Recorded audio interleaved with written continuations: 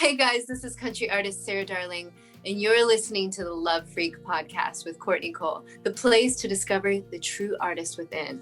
Follow me on Instagram at official Sarah Darling to learn more about my music and my story and how I find my divine inspiration. Now get ready for a great episode of the Love Freq podcast. Remember the passion you felt doing that particular thing you always loved to do when you were a kid? Whether it was to laugh or to love or to explore, to play or create. Those passions weren't just you being a kid. They were gifts of clarity. They're the desires of your heart authentically expressed. Hi, I'm Courtney Cole, and this is the Love Freq podcast where we remember who we really are and what we've come to this planet to create. It's here we make a choice. Love or fear. It's here we choose to vibrationally realign ourselves with the truth of our essence. Love, 528 hertz, the love frequency, which therefore allows us to realign with conscious healing, authenticity, and creativity. Don't freak out. This is your true nature. Hey guys, I'm Courtney Cole, and welcome to another episode of the Love Freq podcast, where the mission here is to align with love and to create beautiful things from our most authentic selves. And speaking of that, I just created a new playlist on Spotify featuring all the behind-the-scenes stories to my latest EP, Earthquake. The playlist is called Earthquake, Stories Behind the Songs. Ooh. Pretty original. And I've added the songs to the playlist too, so you can hear the story and then you can hear the song right after, and then you can just totally feel all the vibes of the whole thing. So please go take a listen to that, and if you don't mind, share it with your friends. That would be so wonderful if you could do that too. I am here this week with my friend and fellow collaborator, Zac Poor. Zac and I, we met in the songwriting room a few years ago, and I've written some of my favorite songs with him. One of those being the title track to my last EP, For the Love of Me. Why do I say sorry every time I go to speak? Don't want to come off too strong, so I pretend I'm weak. Don't picture prim and proper, so I cover up my freak. Driving myself crazy off of you. From Monday to Monday, I'm chasing perfection. Following your map only makes me lose direction. But for the love of me. Still one of my favorite songs to this day. It's a song that really started me down a path of really connecting with my true voice, not only as a person, but as an artist.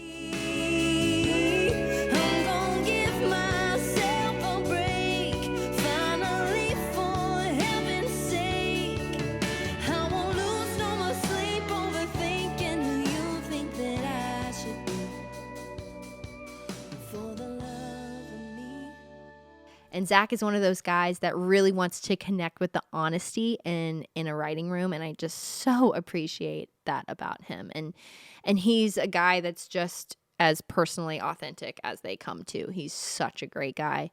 But he's written songs for artists that you definitely know, like the Jonas Brothers, Cody Simpson. He wrote Tori Kelly's Hollow, which is like one of my favorite songs ever. And he's an artist as well. His latest release, Mulholland at Midnight, is out now. Perfume and peppermint, still smell you even with the windows down. High beams and halogen, still see you even when the stars are out.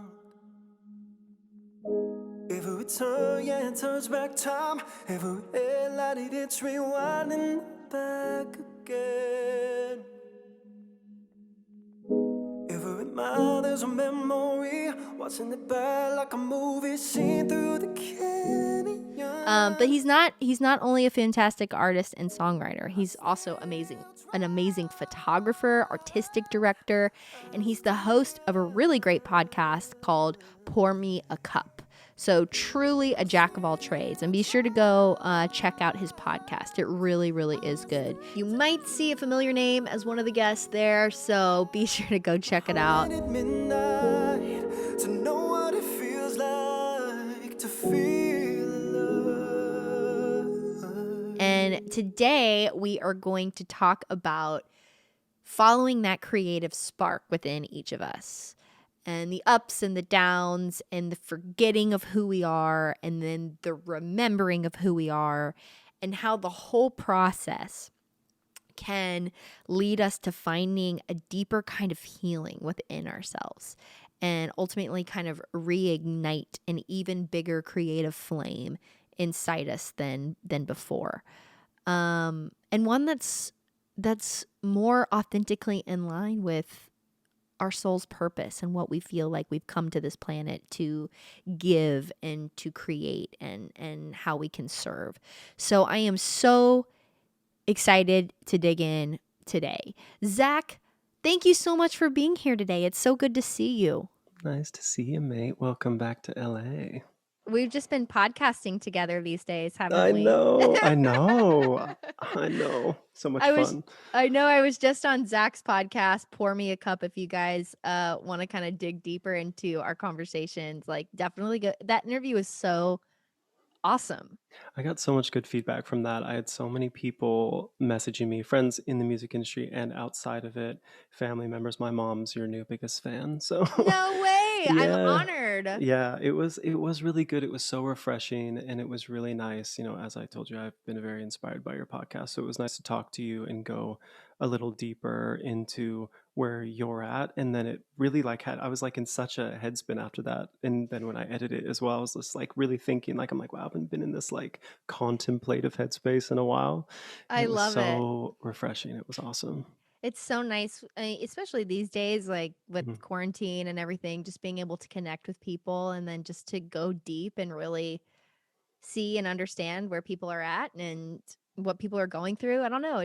There's something healing about that to me. Yeah, So I that was hear a that. very healing conversation to me. So thank you Very. Oh, thank for you. doing that. You guys go check Yeah. out Pour Me a Cup, Zac's new podcast. It's so Yes. great. He does a great job. And Oh, thank you. so can you just start off by just kind of telling your story? You have a lot of really cool things to talk about. And so just Yeah. what brought you to sitting right here with us today?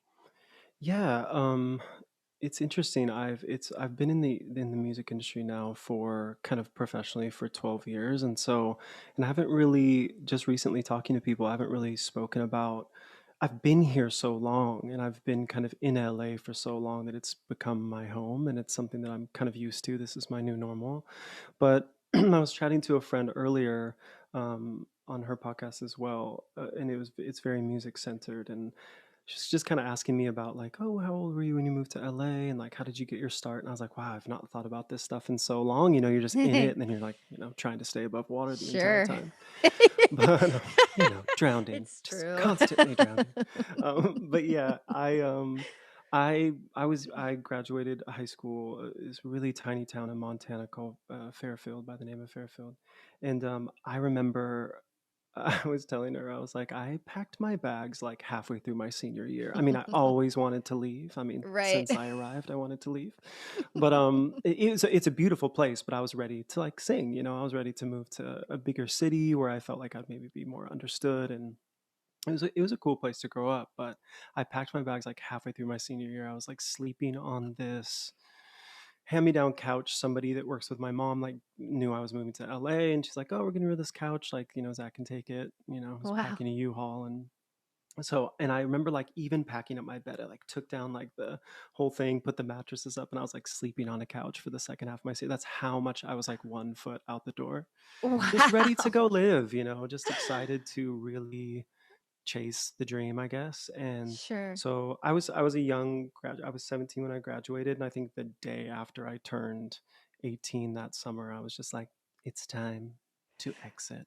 And so I pieced out and came to LA, and then yeah, it's just been a really, incredible journey since. I growing up in Montana, there was no music industry, there was no sense of an entertainment industry. So getting to Los Angeles, I was so naive and so green, and I look back on that time and think it was really beautiful, actually, how naive I was.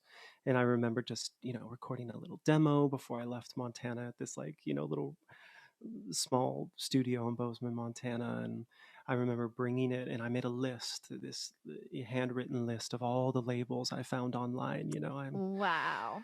wrote down, Jive and Atlantic and Columbia Capital, everything, the addresses and stuff. And I remember it was probably months, just a couple months in, and I had landed kind of in Long Beach. I was staying with a family friend for a couple months, and I drove up to Hollywood, and I remember driving up to Capitol, and I was just like, had my demo like ready to, just make it happen, just get the Yeah. deal. Was ready for, all the things. And I walked up, and I was just like, oh, the guy was like, do you have an appointment, or do you have a meeting? And I was just like, oh no, like I just wanted to drop off like my CD or whatever. It's like this burnt CD. I like really That's so great. sharpied my name on it so well. I was going by Zachary Scott, I think, or Zach Scott. I Oh, wasn't that's using my last name. fancy. Yeah.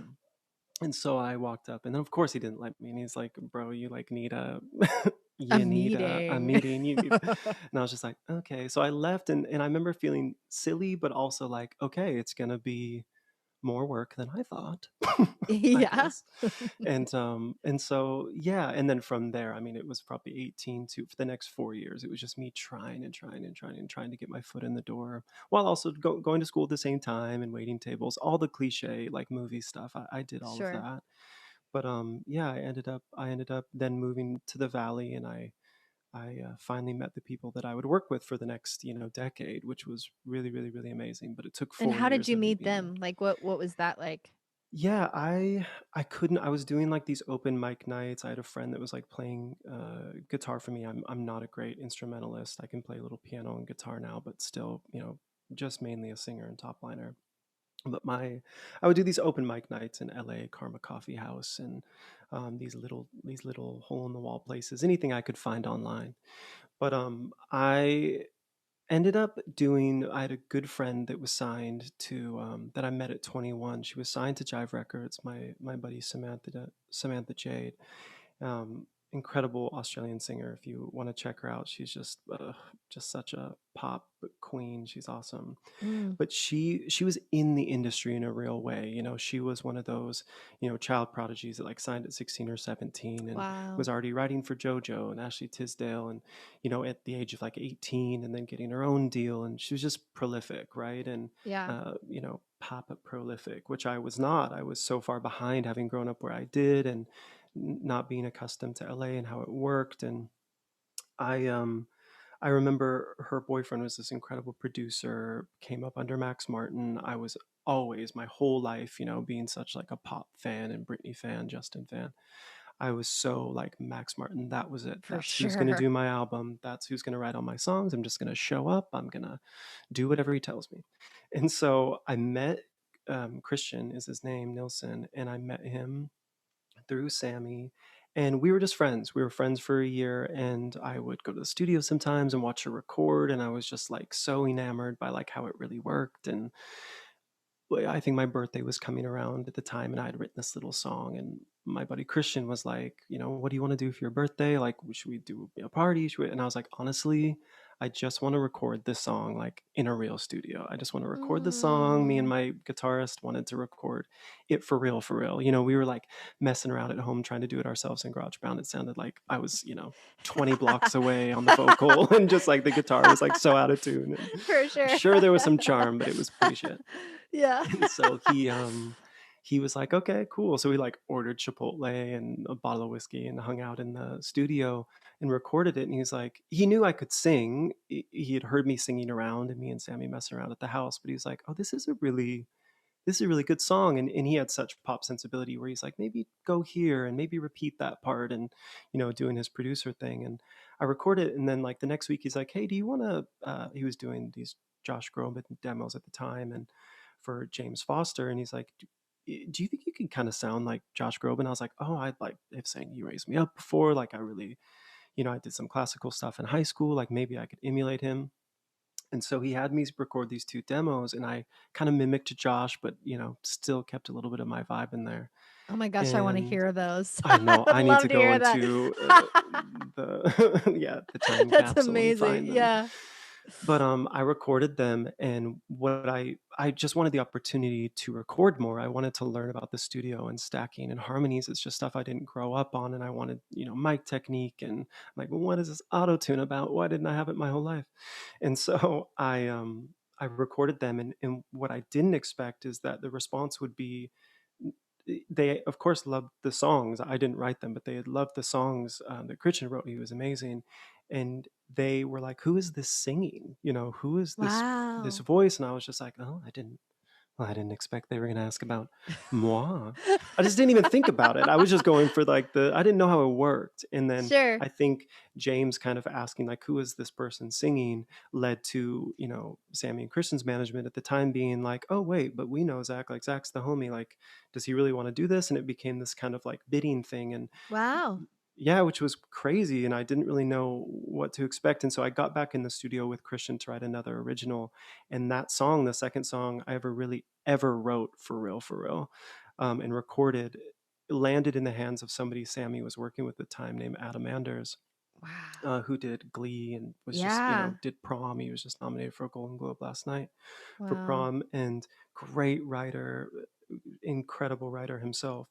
And so my demo ended up in his hands, and it was a song called Meet Me by the Stairs. And I think I had written it about, partially about a divorce my parents were going through at the time. And I think there was some emotion in there. I really sang in falsetto a lot. And Adam was like, listen, like, this song is amazing. What else do you have? And I just started sending stuff, and it was all crap because, I had 2 real recordings of songs, Sure. and the rest were just Yeah. like, here's something I, sang into my computer. And he's like, listen, like, work for a year, really develop your skills. And I was like, damn, I didn't want to be a waiter anymore, but okay.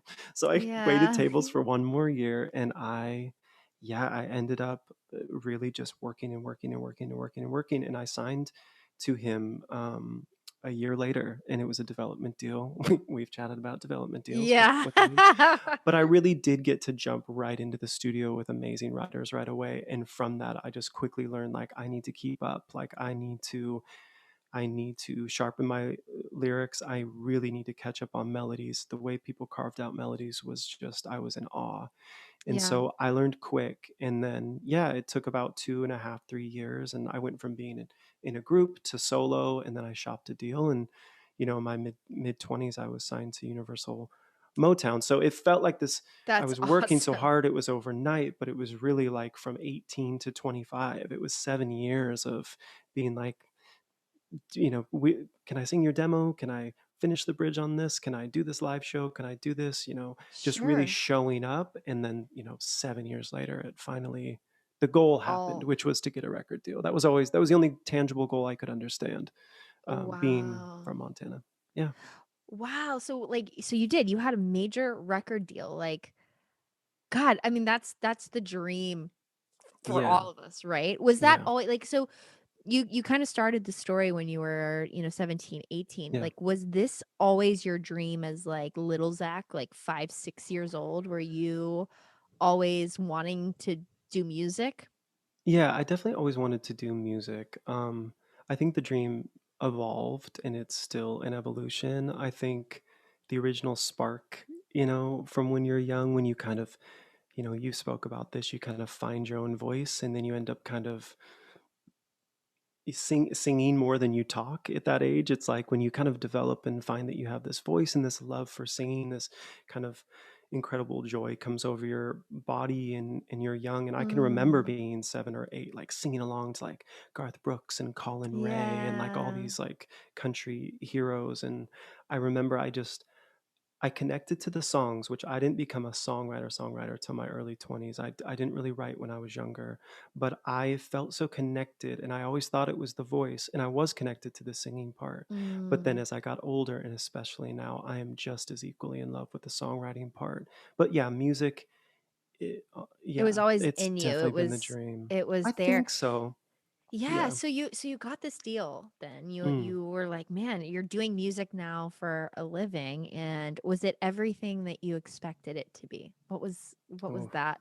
What was that about? It wasn't. And and I've reflected on that time a lot. it's really interesting. You can get jaded very quickly in this industry, and I Sure. definitely did. You know, it was one of those things where I had a goal, and I think the goal that I had as a very young person was an immature goal, which was like, I want to be a singer, I want to be famous, I want to be like these people. And then you get to be in your early 20s and you have experiences. You're like, ooh, that fame thing seems kind of weird, and maybe I don't want that pressure. And then you get into the industry, and then it's like, you know, from the minute I signed to my publishing deal and my development deal, over those next 3 years, I was very quickly told by hundreds, if not thousands, of different collaborators who I was. Oh, And it was don't you love tough. that? Yeah. Yeah, love it. What a dream. And So, you have everything at your fingertips, and you're like, "Well, I yeah. probably need to listen to these people, Yeah, I think right? you're I in the probably room should with wise trust." people. Yeah, exactly, trust. And I think that's one of those things where most of the time my instincts, you know, I was a pretty fearless child, and I was someone with an opinion at a very young age, but that started to chip away very quickly in high school, you know, just through a lot of things. And then when I moved out, my confidence was very shaken, and I should have just looked at the proof in the pudding, in a sense that when I stepped into the booth the first time, something came out of it, and when I stepped in the second time, something came out of it. So there was proof there. There was a proof of concept that I had Wow, yeah. talent and I had ability, but I couldn't see it at the time. I think my fear, my insecurity that I wasn't a good enough writer, that I had not developed, you know, this kind of who I was as a person yet. So you go in and you write these songs, and you know, you I signed a deal in my mid 20s, which is a really pivotal time, you know, as you're Mm, learning who you are and coming into your kind of adulthood. And in that, I must have left enough of a gap of uncertainty open for people to kind of pounce on that. And immediately, I think from 25 to I was in that deal, I was a focus for only probably a year, and then my A&R left, and then I was kind of in limbo for like another year and a half. I was stuck oh, for another year and a half. no. And to be honest, like the goal was to get a record deal, and I'm so grateful for that. It was a confidence boost, and obviously it opens up budgets and it opens up time, which is ultimately priceless. You know, you're able to really have time allotted to your project and focused on you and your development. But the insecurities like that happened from that were so intense, and then to be kind of almost forgotten about for the latter part of it, the year and a half, was really, really hard. And I think when you're stuck in those deals, it is a contract. So I couldn't put anything out. I couldn't put Mm, up a picture without getting permission. And I think it was one of those things that really, uh, yes, that in a lot of ways, part of the dream was very much what I thought it was going to be, and then the nightmare was as well. You know, all the things you had wow. heard were very much, Yeah. you know, were the things you watched in the Katy Perry documentary. You're like, oh shit, Right, right. I'm Katy Perry I've right now lost without the money. myself. Yeah. And the It's so gorgeousness. Yeah. interesting. You're pretty gorgeous. I don't know. You Oh, guys thank you. can't Very see him nice. right now, but he's pretty gorgeous. The hair, Very nice. especially, I'm just like, oh, Thank you. you. Teach me your ways, It's please. called quarantine hair. It's just It's you don't get it awesome. cut. Thanks, thanks. I I actually think like it we've long. all. It's fun. Mine's that way too, but it doesn't look nearly as good as yours. Yours, no, yours looks amazing. Thanks. But it's so interesting to me how, a lot of the things that we want most, they don't always kind of live up to our expectation. And to me, Yeah, that just says there's so much more purpose to us than we think is our purpose in a true. way. Yeah, And then so it's like when we think our purpose is one thing and then we kind of lose it, it's definitely not easy, but I think it's so interesting that you were saying you went to the studio once, you went to the studio twice. That second time you had this amazing song. And just because you felt like you weren't qualified in yeah, ways yeah. yeah, I watch documentaries with different artists too sometimes, and I see, oh, they've been writing since they were, yeah, coming out of the womb. They came out of the womb with a Totally. guitar and a song, and I'm Yeah. just like, I wasn't like that either, you know? Yeah. Um, but so I think that I also felt unqualified too in a lot of my ways, and that's when you do kind of become moldable because you do wanna trust people because you don't have the experience. But it's interesting to think that you got that attention right away because you did Mm, and you were qualified. yeah. But yeah, oh gosh, the ups and downs and the trials of the music industry, right? Yeah, it's definitely it was the majority, if not the entirety of my 20s was kind of in and out of deals and figuring out publishing deals and trying to end up somewhere else. And I was Right. in good hands, for part of those times, and the other times I was in very what felt like manipulative hands. And I think it was a journey for sure. I learned so much, I did learn so much, and I got so much out of it. So I'm Sure. grateful for each one of those experiences, but it's taken me a while to get to that place. I wasn't Ugh, always grateful. right. Right. But so how did that you lost the deal. Yeah, I You lost was, the deal. You're yeah. you're sitting there just going, "Oh my gosh," like what became your focus at that point? I think I think it's so strange. I remember going into a big session at the time. They had gotten a room at Chalice for me, which is, for people listening, it's a really nice recording studio. It's like one of those ones where you hear all the history of it and you're like, wow, I can't believe I get to record here. Yeah. Brittany had been there, and Sierra was there at the time, and Right. they were recording all the Rock of Ages stuff. And so it was this thing where I was like, Mm, wow, I'm really surrounded by this kind of energy of success and creativity, mm. and these people that were really doing it on this level. And at this point I had been in it for a little bit, so I was feeling like a little bit more of that I belonged, but still Sure. not, of course, at that level. But you feel like, okay, I'm here. I clearly know how to write. I My name fit is on in. the room. Yeah, I fit in. Yeah, exactly. I'm starting, and I think it very quickly changed when I was heading into the session. I was going to work with a really good friend of mine, or has become a really good friend since. His name is MDL, and he's an incredible producer. And I went in, and I was like just about to walk in, and my phone rang, and it was one of the gentlemen that I was signed to, and he was like, "Hey, like, what are you doing?" I was like, "Oh, I'm heading into my session," and he's like, okay, he's like, well, just to let you know, like, so and so has left Universal Motown, and they've kind of taken a look at the roster, and they're going to let you go. And I said, what? I was like, what? Oh my god. And he was like, yeah, they're going to let you go, but that's good. They're going to let you out. We'll just pivot you into a new deal, blah blah. Just very, very Nonchalant. nonchalant, which may have been his approach, but also was like, I felt a little calloused at the time, and it felt a little bit like my whole, you have to keep in mind your mind spirals, because you're like, okay, all of the songs that I just created are within this contract. You start Mm. going into also legal mode, because you're like, everything I've created is under this umbrella. Do I get to take anything with me? My monthly allowance is now gone. That music video we're planning is not happening. All this stuff starts going, and Oh, it's I remember just walking in. heartbreaking. It was super tough, and it's one of those things where I just, they always say the show must go on, and I think that that's really dangerous, because the truth is I should have took a beat, and I should have spent a couple months figuring out where my head was at. And instead I was in survival mode, and I was in kind of panic mode. And I remember going into the session, and I couldn't help but to cry in front of my friend. And he was like, don't worry, you're dope, like, don't worry about it, like, these guys are idiots. And he was really kind, and he was like, do you want to write how you're feeling? And we wrote this song, um, called, what was it at the time? It was called Stay, and then I think the Sam Smith song came out, so we changed it to one of the other lines called Burn for Me, I think. Yeah. And what was interesting is what came out of that moment. I hadn't been writing genuine music for 9 months. I hadn't been Wow. writing authentic songs for 9 months, because the Trying to minute I fit in signed, to the deal? Or 100%. okay. Okay. Anything I wrote right at the beginning, it was like, we love this, we love what you're doing. And literally the minute the ink was dry, it's like, we hate everything about you. We're changing it to this, we're changing it to that. Don't sing like that, don't dress like that. I was just like, wait, what? What's happening? Because you sign over a lot of your life. People don't realize, like, Oh you my sign god. over a lot of your creative freedom, especially these older deals. I was in more of an Right. archaic deal. So yeah, so it was one of those And things where I spent a lot of time just trying to find myself again. But that day that I got dropped was the first day where I wrote for myself again, and I wrote how I was really feeling. And that mm, song then, it almost got cut by so and so and so and so and so, but it found its way back to me years later. I think 4 years later, we put it out just to let it live.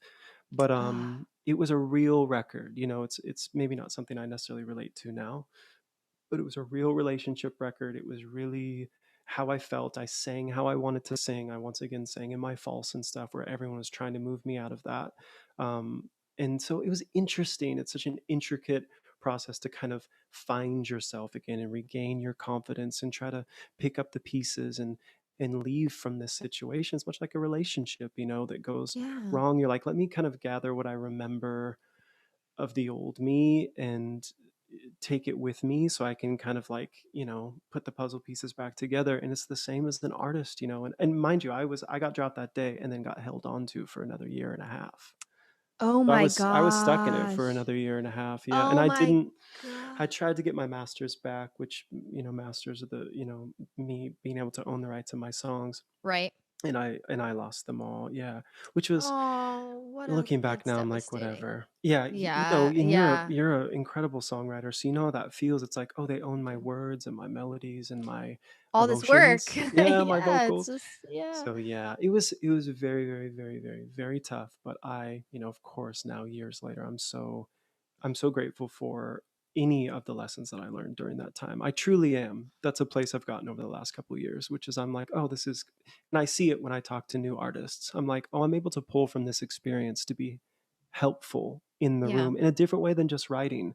They're, you know, often you go into the room with these artists and I can see it on their face that they're going through exactly what I went through. Oh my gosh. Probably more so than not. Yeah, truly. Probably more Poor so than not. things. I mean, Yeah. I feel like you and I kind of met at a time like that, even for me. Like our Mm, stories are so parallel in a lot of ways, sort of. Just in our feelings, you know. You so and I much. met when I was coming out of one deal where I was really confused. It was the same thing. It was like you sign on the dotted line and we love everything you do till you sign that. And Right. then yeah, for sure. Right. Like I totally felt that where it's like, let's change everything. Um, and then I was in another deal that just kind of felt like I didn't have a believer, and that's where you and I met. Yep. And I That's think right. we both kind of got each other because we were both at that place in our career where we're like, you know what? Like I'm ready to just show up authentically Yeah. and write from the heart. Like I want my music to mean something and I want it to say something bigger than what I've been saying. Yeah. And we got together and that's when you're so good at that. And I think that's one of the things that you probably learned is really being able to also bring that out in artists. I know you brought that Mhm. out with me and you were like such a breath of fresh air to write with because there were so many people that I got in the room with that were telling me that I couldn't be the artist that I wanted to be and then I needed to change this and then Mm. I needed to change that or this is who I should be or this is what I should say and you were the one that was like tell me what you want to say Yeah. and we wrote the song For the Love of Me, which is on my EP titled For the Love of Oh, Me, I love that which is record. still one of my favorite songs I in the love that whole record. world. I listened to that song actually a lot recently because it That's still awesome. speaks to me. I'm like I just remember when you said that theme, and I was just like, oh my, it just hit me. I'm just like, I'm gonna do this for the love of me. And I'm like, oh, like yeah, for the love of God, but the love of me. For It the was Love of like, Me. it was Yeah. so, so, so, so good. And yeah, I mean, I think it's so nice when two artists can get together, and luckily we had the freaking Haley Warner in the room, which is just Oh my like gosh, she's just so also the most amazing. open, like Yes. just down to just like, yeah, let's Beautiful do it all. artist. Oh, so so amazing. But Yeah. it was a really safe room and it was a safe atmosphere, but it was also like, you know, you're killer, so it's just like, sure, whatever you want to do. But it was really cool to be in a room where someone was singing some authentic lyrics, and you know, we were there on a writing trip, so we were doing a lot of sessions that were just kind of like formula, and you know, all of us have the formula in us too. You know, we've been writing, you know, formulaic songs, but it was the idea of like, oh, let's just sing something that feels good. And every time you would Good. get to the chorus and open up to that melody, I was just like, oh, this is so Ah, makes me want to cry. I So so know. good. Go So back and good. You're listen to great. it again because it's like I don't know, there's something about it. And I don't know if it's just for me because I was feeling in a place where I was really just trying to live up to everyone's expectations, which I know you were too, Oh, probably in a lot of ways. Chameleon for many years. Yeah. Yeah, it's just like that breakout song. But that was, Yeah. man, I mean, just you being able to go through what you went through and to show up in the room like you did, like I don't Thanks. know, that's where magic like that happens. You learn a lot. And so that I kind of want to know now, like, where's your head now? So you've Yeah. gone through all this. You've been through a lot, lots of ups and downs, lots of bipolar moments that the music industry often gives you. I mean, any Yeah. industry, right? It's like these Sure. mountaintop moments, these like blowouts where you're just like, what am I doing with my life? Do Yeah. you feel now more connected with who you really are, yet that honest part of yourself? Like, do you feel like you're honoring that childhood dream that you always had still in this moment? Yeah, that's a great question. I think I very much am, is the short answer. I Uh-huh. think for myself, I definitely took a really hard look between the age of probably 27 to 30 or 31. I was, like you said, there was these mountain moments, there was these valley moments, and I moved overseas, I moved back, I was just decided to be a writer, I gave up music, I Oh, did a lot wow. of pivots. When I moved to Sydney, Australia, when I was still kind of caught in my deal because I couldn't get out, and I was like, well, I need to make money, and I can do styling, and I can do creative direction and stuff. So, and my friend was over there, my best friend Sammy and Jules, and I was lucky to go over there and be able to work. And I was there for about, I want to say it was like over a little over a year and a half. And what I did is I ultimately made a pivot so that I could stay in a creative field, but I just kind of gave up on music, which was hard. And I don't think any part of me thought I would ever go back to it because I had such a tough experience. Um, but ultimately, what happened was I went there and I kind of worked on finding myself again, which is Mm. when you're an artist and you're so focused on your artistry, which becomes the industry artist, really, aside from being an artist, it's that's like why I always say there's music and there's the music industry, and it becomes all, which is Yes. different, and $100%. you got to find that again. You got to find, you're Yeah. like, oh, I create art to create art. If somebody else, Yes. wants to capitalize on that, or I want to, turn it into something that a consumer can get, that's a different conversation. But it kind of melds together in this very toxic, unhealthy way, and is like really marinates, Right. marinates in the industry, and then ends up being like, what happened to what? Yeah. Why am I here again? And so I definitely took Oh, it's some so true. time. It's so true, right? Oh my gosh, you're speaking to the choir. Right.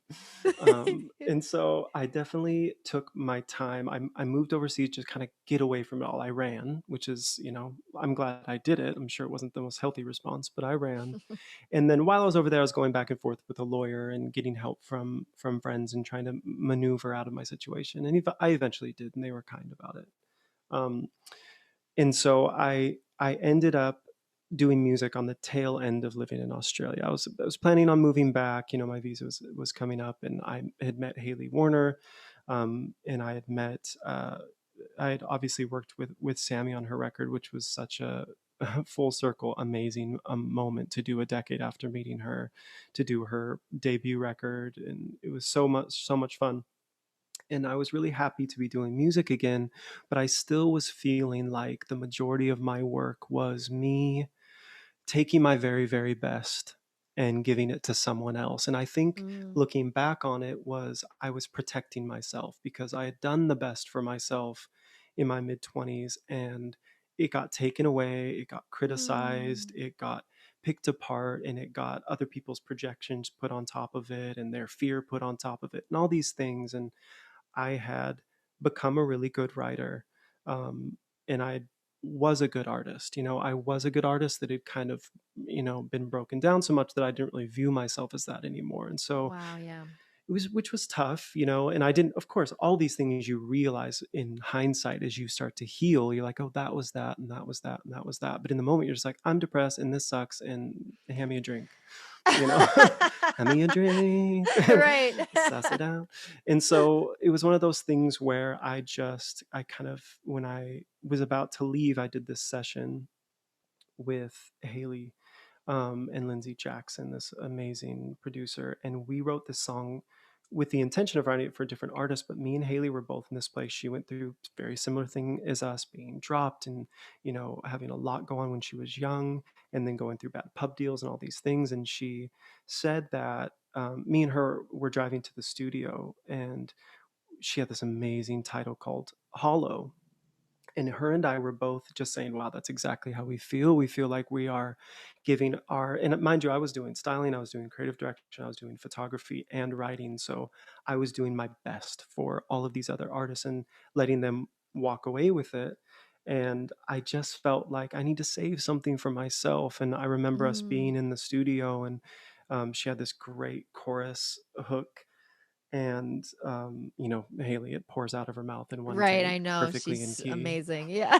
And um and then we sat at the piano. I remember we were kind of fleshing out a verse, and I remember saying, like, truly how I felt. I said, and Haley knew me well at this point, so I could be very vulnerable with her, but Yeah. I just said, I don't want to be the last man standing. I don't want to be the lonely one picking petals when the party's over. No, it's not any fun.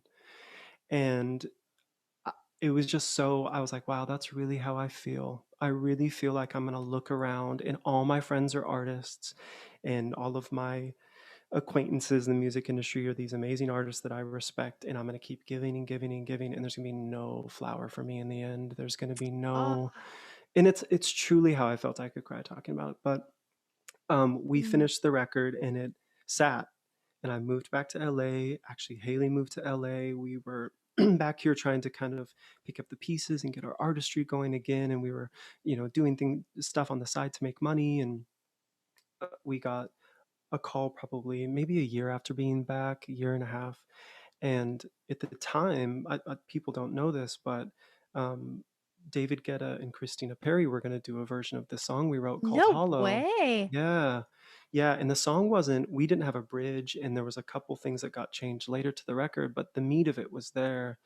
And, and Haley's voice was on it. So it was just like, who So wants to cut this beautiful. great record that, and not be able to beat the vocal? It's Right. just so amazing.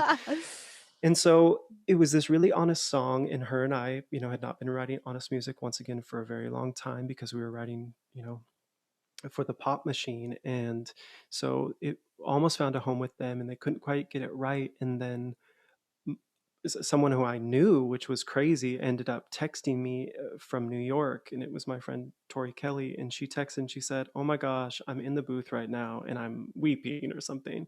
And I was like, "Why? What's up?" And she was like, "I just recorded Hollow and I didn't know who the writers were." And she said, I Oh just my finished it gosh. So wait, you because, knew her before? I did. I knew her through Oh, my friend Kamari, wow. who I'm actually going to see after this. Oh, wow. Kamari, just like one of the most talented people on the planet. So she's just Oh, like, you wow. always, if you hang out with Kamari, you just run into the most talented people. You're just like, Oh, oh, I dudes love it. by association, talented by association. And so I got the text from her. I had met her, through Kamari, and she was just like, I just finished Hollow. And because, like I said, it wasn't fully fleshed out. So she put her magic pen on it and Oh sang my it. And gosh. we, it slowly kind of turned into this thing. And eventually it came out as her next single. And in that moment, when I thought back, it was one of the moments that I really felt again, I think, after being numb Mm. for so long. And I was like, oh, to hear, first of all, a voice like that singing words that you wrote, but when she opens the song and she sings those lyrics of exactly how I was feeling, and I know Haley felt the same when it hit the chorus, like that is how she was feeling. And to hear it open up and actually come out and, help us get into rooms again. And it was this beautiful gate that opened up for us because of this record, but it came from our pain. And then that year they actually sang, her and James Bay did a duet mashup of Let It Go and Hollow on the Grammys. Wow.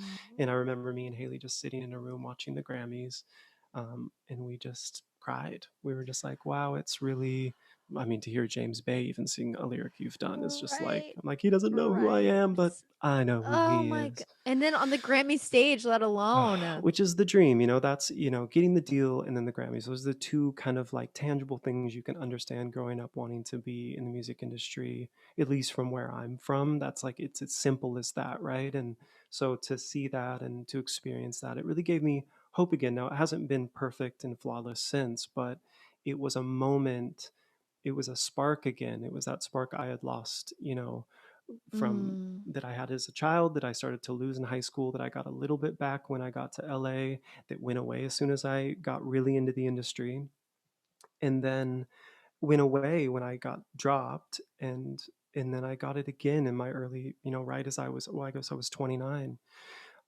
just turning 30. I got this, there was a little bit of embers left, in that fire, and I was lucky Wow. that they kind of, that gave me a little bit of a fire. And so I've been, the fire's gotten bigger and smaller and bigger and smaller since, but it hasn't went out again in the same way. So I'm so, so grateful for that Oh my moment. gosh. And I love that you and Haley got to experience that together.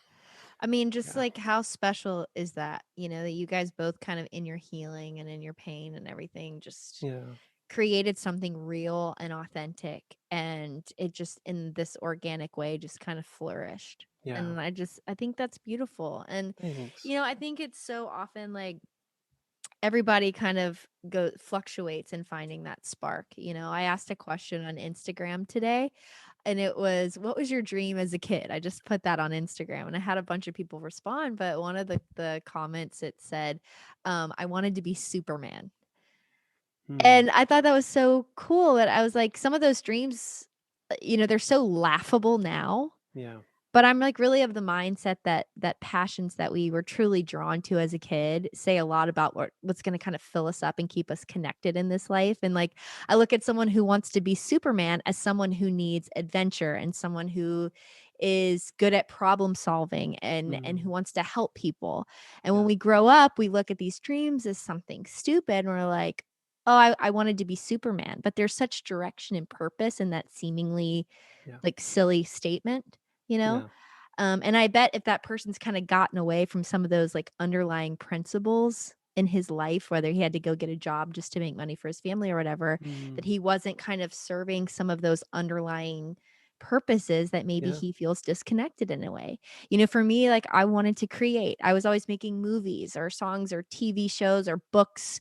Or I would pretend that I was like touring the world. And when I'm not creating and when I'm not traveling and not adventuring, I feel super disconnected. Yeah. And when I do those things again, that's what allows me to kind of plug in again. And I think we have to kind of honor those passions because they kind of give us, little mission statements. They set us on a path in this life that end up teaching us such deeper truths about ourselves, so that Right. we probably couldn't learn if we were a little bit more unconscious of them.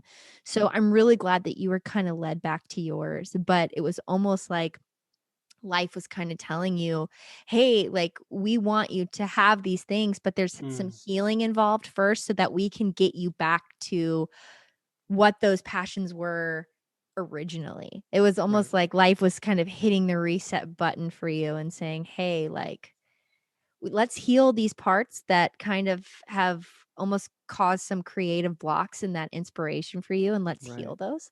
Right. Um and so do you feel like that's the truth? Yeah. Yeah, definitely. I do. It was one of those things where I remember having kind of like this gut check moment with myself, and I was kind of just going through, I was like, why did I start doing music? And kind of taking stock of who I used to be and who I had Yeah. become. And I remember thinking like I was so fearless as a kid. Like, what is my problem? Like I became so scared to do Mm, anything. I became scared to sing. I became scared to perform. I got scared to write from an authentic place or sing what felt good in my body. yeah. And so when you're young, it's like it's what feels good, and you also see the reaction of others. And like I said kind of earlier, like the idea of that, you try something, and if you get kind of an opportunity or a door opens for you to move forward, and you keep moving through the doors, or maybe a window opens, it seems like you're on the right track, right? Like you're in your lane and you're in your Sure. purpose and your path. But there are those outside sources that make you second guess yourself. And I think that's where I was lacking in wisdom. Was I could have, the person I am now, I'm just like, bye girl. But at the time I Yeah. wasn't that way. I was trusting, like you mentioned earlier, or in with the Superman reference, it's that idea of somebody wants that as a child, and then they grow up.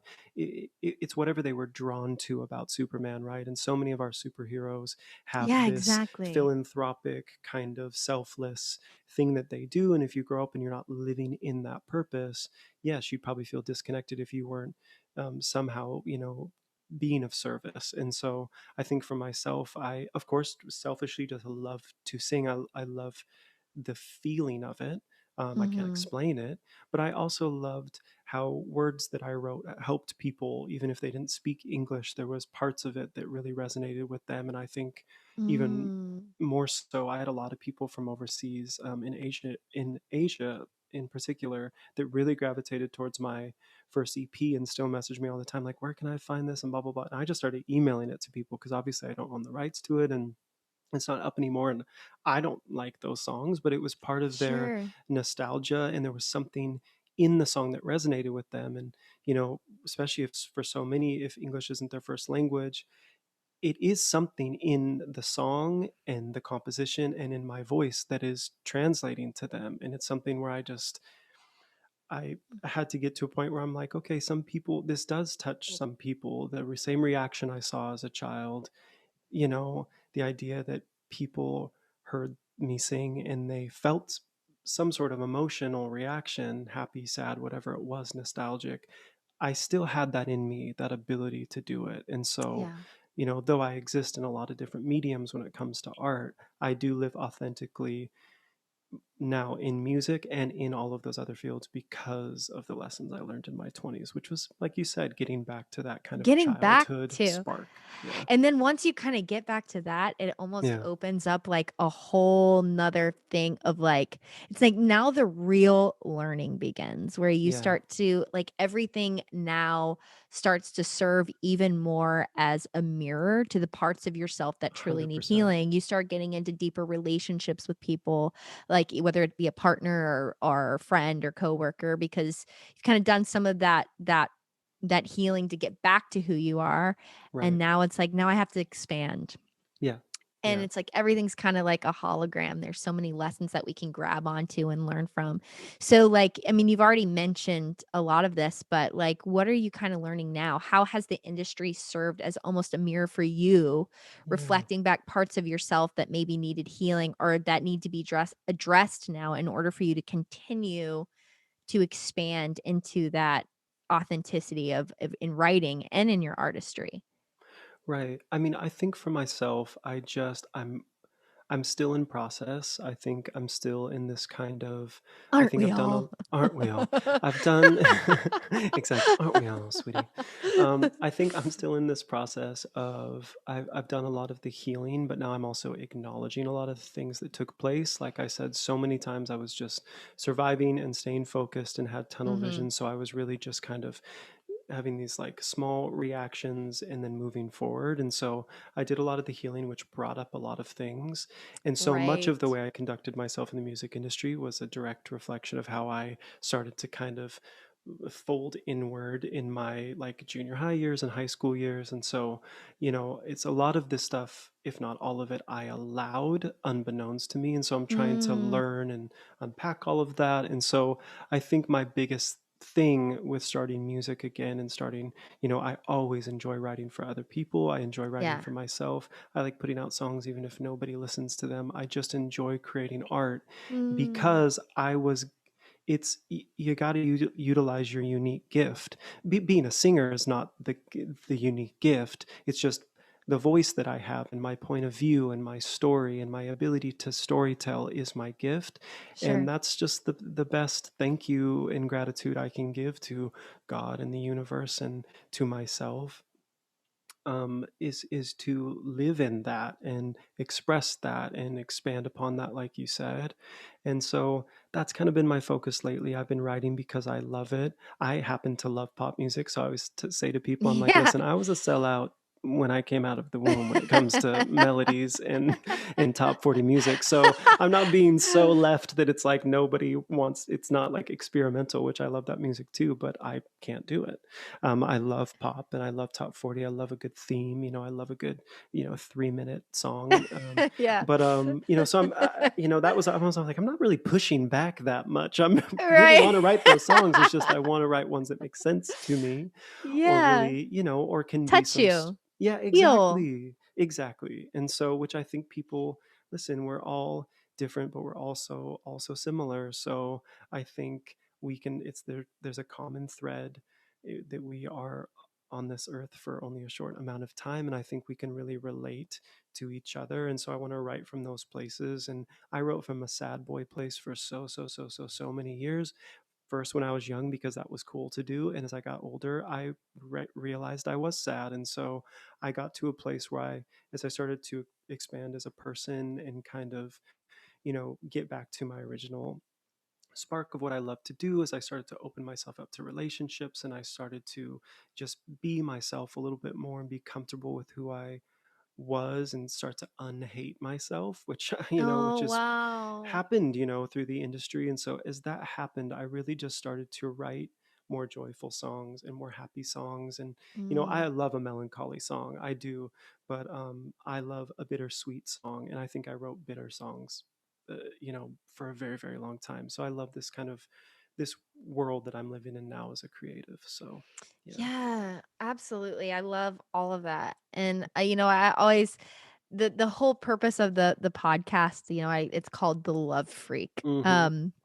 And Love the it. love frequencies, after 528 hertz, which is an ancient healing frequency Mm, that's all about, they said that it kind of repaired ailments in the body, yeah, that it can almost repair your DNA. Like it's a very powerful frequency. There's frequencies all around us that are harming or sure. helping us. But I loved this one in particular because it was in line with healing, love, and creativity.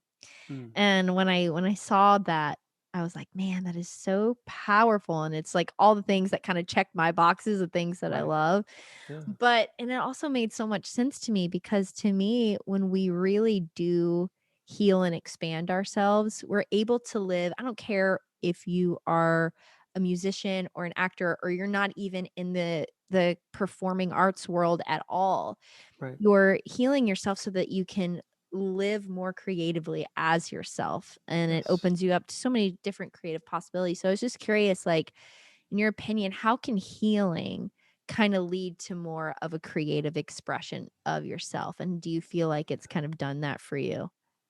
Yeah, very much so. I mean, I think through healing, I've been able to, be more authentic and be more myself. So I feel like I ultimately have more to give, more Yeah, to be, more genuine advice, and more, um, I'm more open, and I'm more when it comes to creativity, especially. And I agree with you. I think we spoke about this, or you might have spoken to on the podcast you did with the yoga instructor.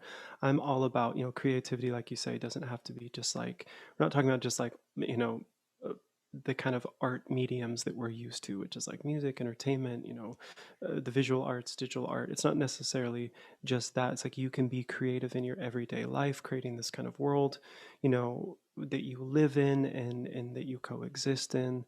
And I have found myself, the more I can heal and accept myself, I can be of more service creatively in my everyday life too. It's not necessarily if I'm creating music, or I'm styling a shoot, or I'm doing artwork or photography for someone. I also am just curating beauty in my own life, and I think that can exactly. help me, it can help others. And yeah, and I think the more I truly there's a being in your purpose is very important, but being Mhm. authentic in your purpose is the thing that I am always harping on about to people. Is just, you can show up in a room, you can also show up in a room as yourself, which is much different. And I think for many years, there's different rooms, and you kind of gotta be a chameleon, and often that chameleon that you have to be, or you're being requested to be, is so polar opposite of truly who you are. And if you're Yes. right, and sometimes it's that they don't want you to be loving, kind, that doesn't always pay off for you in the short term. It Right. always will in the long term. But in the Yeah. short term in the industry, sometimes that doesn't pay off for you. And so they kind of want you to be.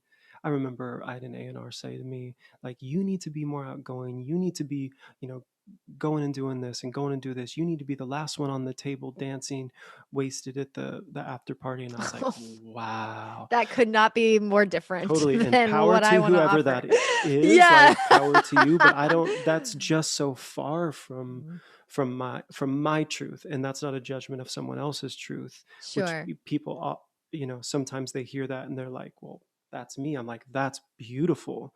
I love the aesthetic, but it's not mine. And I don't feel comfortable in that space. And that's not the artist I am, nor did I aspire to be. So, there's a lot of times there was kind of this pull to this other side. And I think the more I've accepted and, like I said, learned to unhate myself, I really love who I am and who I'm becoming. And so of course I show up with way more of an abundance of creativity into Mm. any situation. It doesn't have to be in the studio.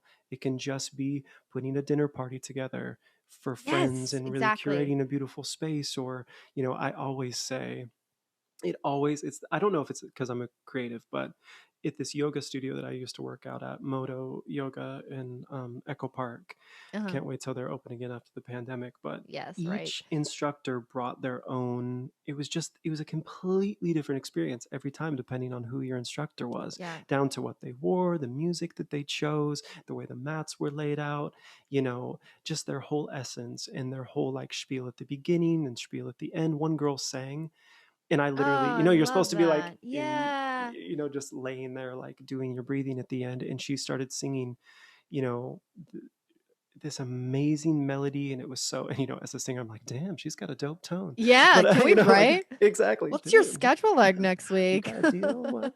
And so you signed. But it was this idea of, I was just like, wow, she brought herself to this class, and it's different than anything else I've ever heard. Sometimes when you hear somebody just break into song, you're like, ooh, it gives you kind of like the Sure. Stop. cheesiness. But it Yeah. wasn't, because it was so authentic to her. It was moving. It was moving. And so many Oh. people, as we shuffled out, were like, that was so beautiful. That was so beautiful. And I'm an introvert, so I tend to not even, I'm like, thanks. Yeah. And I'm leaving, but I was just like, just to let you know, that hit, like, that was so beautiful. And her response was like, thank you so much, because she was so confident in what she did. And she was it wasn't showy, and but it was her showing up creatively as herself. And it just touched me to my soul. It was so beautiful. Yeah.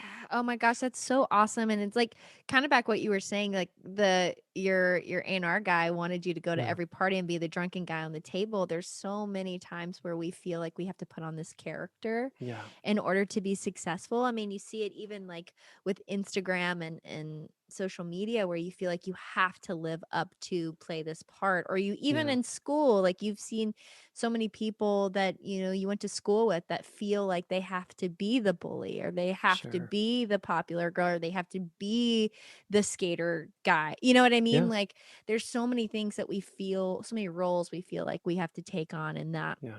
that have to protect us from being who we truly are. Sure. And I just think there's so much more that we can give to the world, so much more that we can use to change the world, and so much more that we can use to I think everybody's purpose on this planet is the same thing. And I really think that that's just to evolve.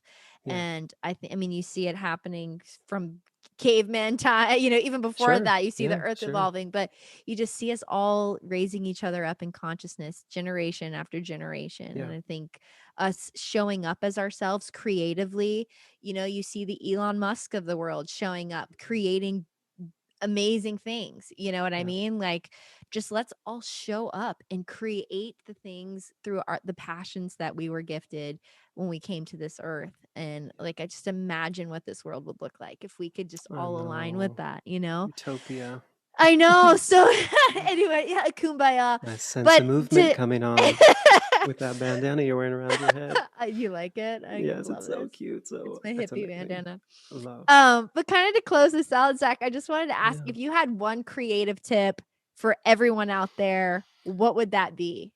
Oh, Something that I've been kind of ruminating on lately, and when I do give advice, I mean, depending on the day, it can, I've had days where I'm just like, the best thing is to get a good lawyer. But it's like, well, that's not, yes, that's great advice. And it will save a lot of people heartbreak. But, the thing that truly the helpful, tip and the advice is just, I think this spark that we talk about, the spark for why we started and the spark for why we continue and the spark that, connects so much of us with people maybe we just met. It's this little voice inside you, and it's this little draw to either this thing you're doing or this relationship or whatever, is just trust that initial spark. And I tell people this when they're doing writing sessions. There's so many voices that we have that are really those voices. More often than not, unfortunately, the older you get, come from trauma, and they come from pain, and they come from doubt and fear that is often not your own. It's Right, put exactly. on you. It's projected Passed onto down, you. yeah. Exactly. And so you enter into these rooms and you start having all these, the second guessing is not you. We've talked Sure. about this with Wayne Dyer. It's like, Yep. that voice in your head. But my suggestion to people, especially when they're creating, is just go with your instinct. And if you start with, whatever that first spark is, if you start second guessing, you find yourself lost, go back to that initial spark. It's the same, Mm, and it can be on a very micro level. It can be on a macro level for me, in the booth, when I start overthinking singing, or when I'm writing a song, or when I'm, doing a photo shoot, or I'm, putting together whatever it is, creative direction wise. Sometimes I start overthinking it. And most of that is me not trusting my instincts, because the trauma of the mm. past was always like, no, don't be yourself, and don't do that, and don't do that. But the Yeah. truth is my spark, my specific spark, and everyone's got one. It really, really, really tells you where you need to go. And it also makes you unique. So as we all try to fit in on what's working, and what's, people can monetize on, and how shit looks on social media and Instagram, just Sure. be the best version of yourself. Have a standard of work for yourself, and trust that little spark in you for why you started and why you continue. That's my biggest piece of advice. It's the advice I give myself, and Preach, it keeps me preacher. going. Oh my gosh, no, that is such Thanks. great advice. I was reading a book the other day and it said the true self knows and the small self thinks. And Oh my I gosh, I loved love that that. so much. That was a Paul Yes. Selig book. Alchemy. I loved his Yeah, writings, but the true self knows, the small self thinks. And I think that I kind of love that. And I think the spark thing has come from, I don't know if you ended up watching it, but I think that's what they refer to in Soul. And I think it's soul. just this thing. Yeah. So that's, Which thank you for your password for of Disney Plus course, so I can watch that. yes. Well, it's I interesting. loved it so Oprah much. spoke about a spark ages ago on a podcast, and so I kind of was like, I would think about that often. And then when I watched Soul, I was like, oh my gosh, this is what Oprah was talking about. Yay! It's the Yes. empathy and spark is like in the ethos now. So this is Yes. And what great. I've been feeling my whole I life. know, I know. So It's nice just to be so back good. feeling that again, for I sure, for know. It's sure. so good. So where is a place online where everyone can find you the most? Yeah, so I would say my website is peopleofourriches.com. It's an acronym for Poor, which is my last name. And then you can find me on Instagram at Zac Poor, ZACPOOR. And then, as Courtney mentioned, I do have a podcast called Pour Me a Cup, which is POOR, Me a Cup. And you can find that on Spotify, Apple, Amazon, wherever podcast stream. And I also have a page at Pour Me a Cup on Instagram as well. Amazing, Zac. Thank you so much for being on here today. You're so Oh, amazing thanks, and wonderful. Courtney. This was so nice. Healing as well. So thank you so much for this. Thank you so much for tuning into this week's episode of the Love Freq podcast. If you like what you heard, please subscribe. You can also follow me on Instagram at thelovefreq_. Don't forget, that's FREQ. Or to find out more information, you can go to www.thelovefreq.me. Look for a new episode every Tuesday.